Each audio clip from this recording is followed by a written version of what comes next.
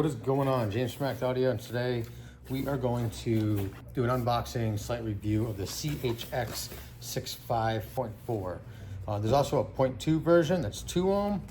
We're pairing this with another pair of speakers, so we went with the 4 ohm so we can get a 2 ohm load on the amp. Okay, let's go.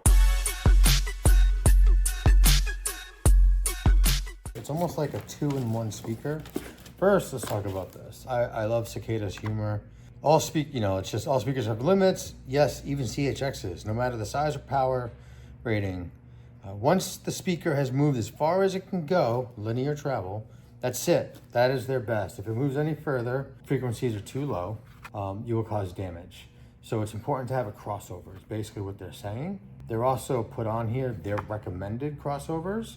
So the 6.5s, they recommend at 120. I've definitely played them lower, but if you want to be safe, 120. I have these on my bike now, and I have it at 120. I never actually saw this, to be honest. I never read it, I never paid attention. These are the honest answer.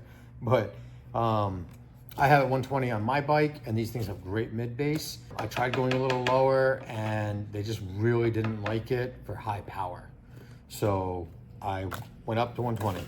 What you have here is your speaker, which is all sealed, so it's marine grade, and it has a center horn. If you take this off, this is just like a dust cap, but it's for water. So I forget what it's called, but it's a membrane that can wick away water. So on the back side, you have your terminals for the woofer and your terminals for the horn. Along with the horn, because horns really need a crossover. They can't handle 120 hertz, so they come with their own crossover. This crossover is designed to hook up to the woofer, up to the horn, to your outputs. So it makes it all in one. So you're not tying wires together or anything. It makes it easy.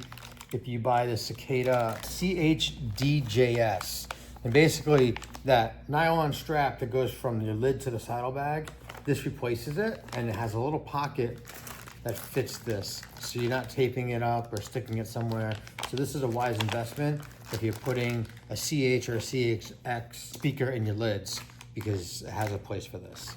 Let's do some measurements on this speaker and show you how it works. All right, I'm not sure how I'm gonna do this, but I have the speaker set up on my meter. I guess I should have thought this out a little better, but you can see, let it settle.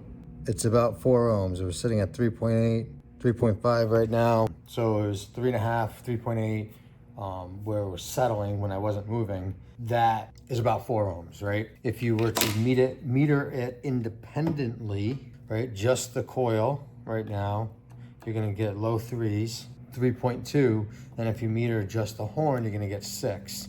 The amp, depending on the ohms you put to the amp puts out the power. Horns, they don't need as much power. They say that they can, a lot of horns will say they can handle a lot, but they can't. I mean, it's a tiny voice coil. So they don't need a lot of power, so 6 ohms is gonna give them low power out of the amp, but it's gonna be enough. And the woofer is gonna be a low 3. It does rise a little bit, so you get a little more power to the woofer. So on the crossover, you do have a switch. It is 0, -3, and -6. So 0, that tweeter is gonna play full blast. -3 is gonna play 3 dB less, and -6 is gonna play 6 dB less. Humans perceive the doubling or halving of volume at 10 dB, so we're not quite there, but your horns can be very bright, and sometimes people like it brighter, sometimes people like it mellower, but this will allow you to, if you don't have a DSP especially, customize that tweeter a little bit to match the rest of the system. If it's too bright, turn it down a little. If it's turned down, it's too bright, well, get a DSP. You really should always be using a DSP on a bike, in my opinion.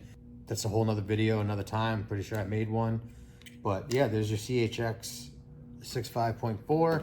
This would also apply to the CHX65.2. I have these on my bike. They're fantastic. The mid-bass that I get out of them, I think, is phenomenal. So it's probably the best mid-bass I've personally experienced on a bike. And I've had quite a few different systems on my bikes over the years. This one is my new 24. This is the only system I've had on it. I did change the rear speakers and I did change the amp. I've always had these in the front. they're the highest power, top of the line speakers that I can get. Any questions on these speakers, let me know. I am hoping to get in an A/B comparison on speakers soon, where we put in some Hertz, some Cicadas, some Diamonds, and we compare the differences with the meter, and you see it. It's gonna show you the difference of the speakers. You know, the Hertz speaker has great sensitivity, so it is louder, but it doesn't have a horn, so it's a lot smoother, in my opinion. The Cicadas and the Diamonds, they have the horn, so they're gonna be a lot brighter. The horns themselves have a much higher sensitivity. All right, so on the internet, the rated sensitivity for the Cicadas is 92. The Hertz is 96.5. So like I said, the Hertz have a higher sensitivity. So that's what, 4.5 dB. Why is that important? To get 3 dB, you have to double your power. So 4 dB from apples to apples is a pretty significant difference. And that is why the Hertz speakers are great. You can even replace your factory speaker. A lot of times I don't like replacing factory speakers without an amp because people want it louder and you're not gonna get it. But certain speakers like that, you will get much more volume. I shouldn't say much more. Factory speakers are pretty sensitive. They have a high sensitivity, so the dB is high. I don't know exactly what that is because it varies, but you need to replace it with a high dB speaker. A lot of car audio speakers that I deal with on the lower end are high 80s, 88, 89. When you're getting into the more mid-level and higher end ones, a lot of times they're around 92, which is pretty standard. So 96 is a pretty significant number. Again, thanks for watching. Any questions, hit me up, and thanks.